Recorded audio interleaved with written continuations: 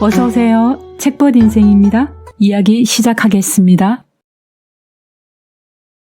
세상에서 가장 지극한 사랑이 있다면 그것은 아마 어머니의 기다림일 것입니다.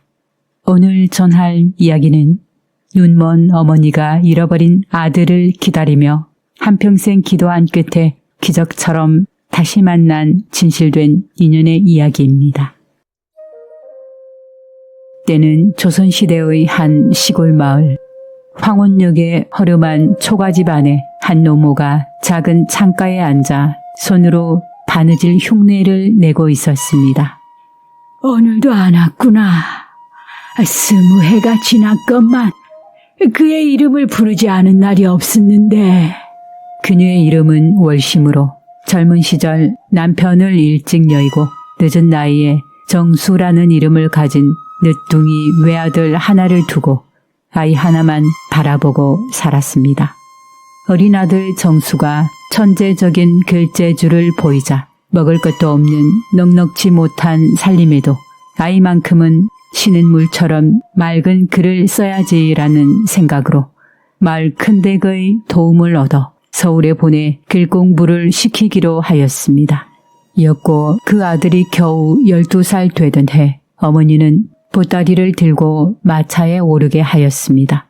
눈물로 손을 흔들던 어머니는 몰랐습니다. 그 배웅이 마지막이 될 줄은. 산을 넘던 마차는 갑작스러운 폭우에 미끄러져 넘어졌습니다. 말은 놀라 달아났고 아이는 나무에 머리를 부딪혔고 그만 정신을 잃었습니다. 아들은 정신을 잃고 떠돌다 한 스님에게 구조되어 이름도 고향도 모른 채 절에서 스님의 손에서 자라나 연수라는 이름을 새로 얻었습니다. 마을 사람들에겐 아이가 탄 마차가 서울로 가던 중 산에서 추락했다는 이야기가 떠돌았고 누구도 살아남지 못했으리라 생각했습니다. 아이의 생사를 알 수 없었던 어머니 월심은 매일같이 산 아래까지 올라가 아이를 불렀습니다. 정수야! 정수야! 이 엄마가 잘못했구나. 널 혼자 보내는 게 아니었는데 내가 왜 그 길을 택했을까? 그렇게 몇 달이 흐른 어느 날 그녀는 눈앞이 점점 어두워지기 시작하더니 아예 아무것도 보이지 않는 깜깜한 세상이 되었습니다. 어머니는 자신이 아이를 보낸 결정에 대한 자책과 슬픔 그리고 굶주림까지 결국 병을 얻어 시력을 잃고 말았습니다. 그러나 비록 눈은 멀었지만 가슴 속에는 정수라는 아들의 이름만은 또렷이 남아 있었습니다. 한편 깊은 산속 작은 절, 선비 같은 차림새로 연수라는 이름을 가진 한 청년이 참선하는 조용한 방 안의 작은 탁자에 앉아 붓을 들어 글씨를 쓰고 있었습니다.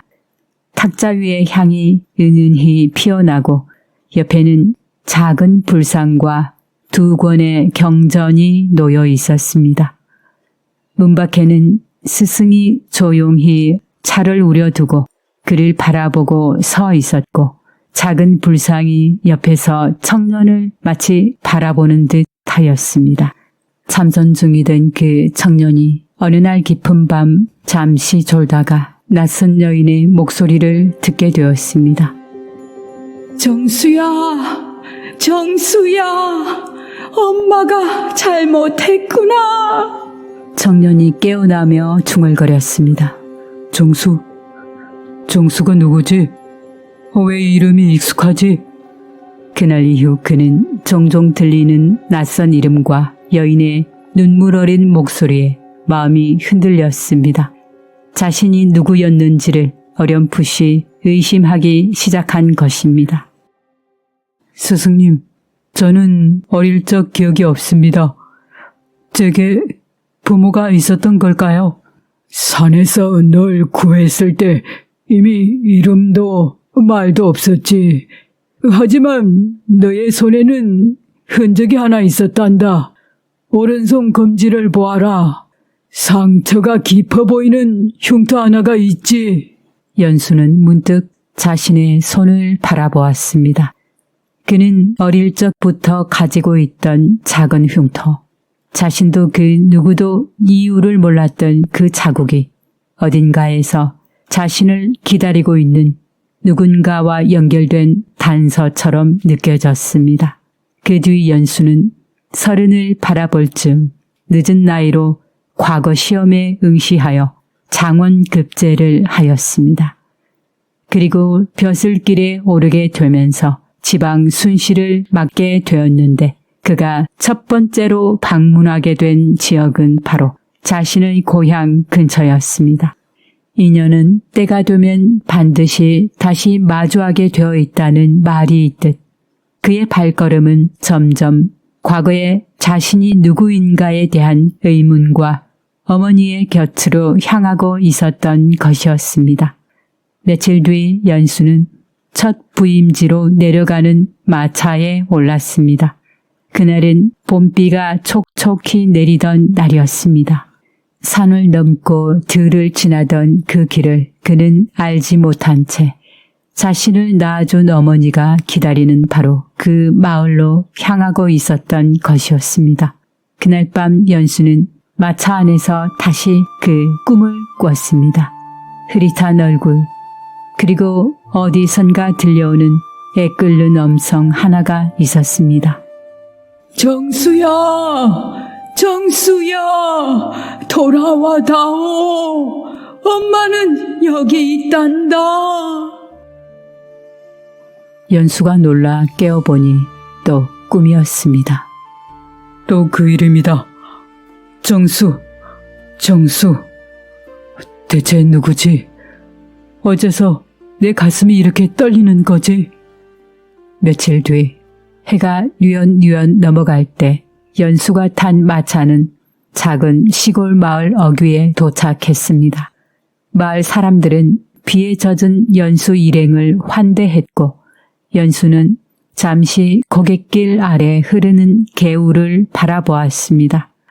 그는 뭔가 가슴이 싸늘하게 식는 느낌을 받았습니다. 어딘가 낯설지 않은 풍경, 흐드러지게 핀 살구꽃, 오래된 우물가, 그리고 바위 뒤 작은 초가 하나. 이 마을 왜 이렇게 익숙하지? 그 시각 마을 뒤산 아래 초가집의 노모는 작은 바가지 하나를 들고 흐르는 개울물로 손을 씻고 있었습니다. 그녀는 여전히 눈이 보이지 않았고 여전히 하루에도 수십 번씩 아들의 이름을 부르곤 했었습니다. 오늘도 노모는 그리운 아들 이름을 조용히 부르며 혼자 중얼거렸습니다. 정수야, 오늘은 봄비가 참 곱구나. 너도 지금 어딘가에서 이 비를 맞고 있겠지? 어둠이 내리기 전 연수는 홀로 마을을 산책하기로 했습니다. 가벼운 비가 그치고 바람은 개울물을 따라 흐르고 있었습니다. 그는 마을 어귀에 오래된 우물가 앞에 멈춰섰습니다. 그리고 거기서 한 눈먼 노모가 바가지로 조심스레 물을 깃고 있었습니다. 어르신, 제가 좀 도와드릴까요? 이 목소리 참 곱구나. 혹시 도련님, 오른손 검지에 혹시 흉터가 있으신가요? 연수는 순간 멈칫하며 자신의 손을 바라보며 생각했습니다. 어릴 적부터 이유를 모른 채 남아있던 오른손 검지에 작고 깊은 흉터를 이 노파가 어떻게 알았을까? 그리고는 그는 떨리는 목소리로 물었습니다. 흉터요? 왜 그것을 제게 물으십니까? 월심은 눈물을 흘리며 더듬어 그의 손을 잡았습니다. 정수야, 정수야, 내 아들 정수가 맞구나. 이 손가락이 기억한단다. 이 흉터, 어릴 적 물 항아리에 손 베인 그 자리 그대로야. 그리고 이 손등의 옹기, 내가 밤새 안고 잠재우던 너의 체온이지. 눈은 멀었어도 이 손끝은 널 다 기억하고 있단다. 연수는 그 자리에서 무릎을 꿇었습니다. 기억이 파도처럼 밀려왔고 그토록 낯설게 느껴졌던 이름 정수가 이제는 너무나 익숙하게, 너무나 뚜렷하게 가슴을 파고들였기 때문입니다. 어느새 정수의 볼에는 뜨거운 눈물이 흘러내렸습니다. 어머니, 정말 제 어머니가 맞군요. 제가 돌아왔습니다. 너무 늦어 죄송합니다. 월심은 손끝으로 아들의 얼굴을 더듬었습니다. 나는 단 한순간도 널 잊은 적이 없단다. 이 늙은 눈은 세상을 보지 못해도 너 하나만은 손끝으로 알아보게 해달라고 날마다 빌었단다. 그렇게 서무회의 세월이 흐르고 어머니와 아들은 다시 만났습니다. 말로 다 전할 수 없는 기다림과 그리움이 서로의 손끝에서 흘러내렸습니다. 세월은 모든 것을 지우지만 인연은 결코 잊히지 않습니다. 기다림은 고통이었지만 그 기다림이 있었기에 이 만남은 기적이 되었습니다. 어머니의 마음은 보이지 않는 눈이 아닌 사랑으로 세상을 보고 있었던 것입니다. 오늘 이야기는 여기까지입니다. 저는 더 좋은 영상으로 또 찾아뵙겠습니다. 시청해 주셔서 감사합니다. 책벗 인생이었습니다.